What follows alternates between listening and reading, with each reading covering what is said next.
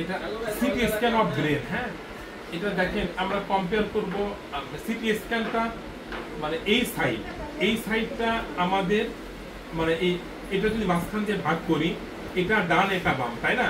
এটা কিন্তু মানে সিটি স্ক্যান যেভাবে করে অর্থাৎ এটা ডান না, এটা আসলে বাম, আর এটা হচ্ছে ডান অংশ নির্দেশ করে।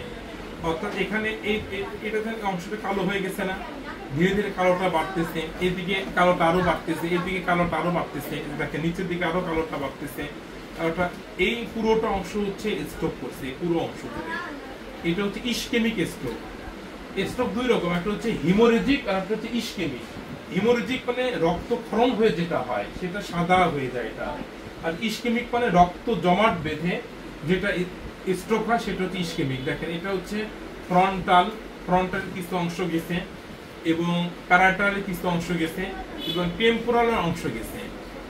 এটা অনেক বড় একটা স্ট্রোক হয়েছে এখানে, ইসকেমিক স্ট্রোক, যেটা কভার করছে ফ্রন্টাল, প্যারাটাল, টেম্পোরাল পুরো অংশটুকু কভার করছে। আর এটা দেখেন এটা মিড লাইনটা শিফট হয়ে গেছে, মানে এই পরিমাণ এখানে মাথাতে মানে এডেমা হয়েছে যে এটাকে চাপ দিছে, চাপ দেওয়ার কারণে দেখেন এদিকে সরে গেছে। আর এইগুলো কালো অংশ যেটা দেখা যাচ্ছে এটা নরমালি যে ভেন্ট্রিকল, এই আপনার লেফট ভেন্ট্রিকলটা ইফেসমেন্ট হয়ে গেছে, মানে যেখানে নরমাল ব্রেনে পানি থাকে সেই ভেন্ট্রিকলটার উপর চাপ দিচ্ছে।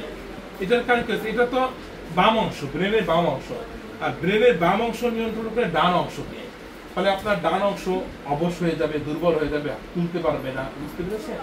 আর ফার্দার স্ট্রোক আরো খারাপ।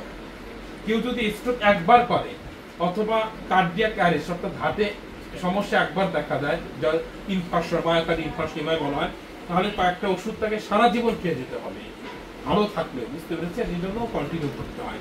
আপনি বুঝতে পারছেন? ঠিক আছে।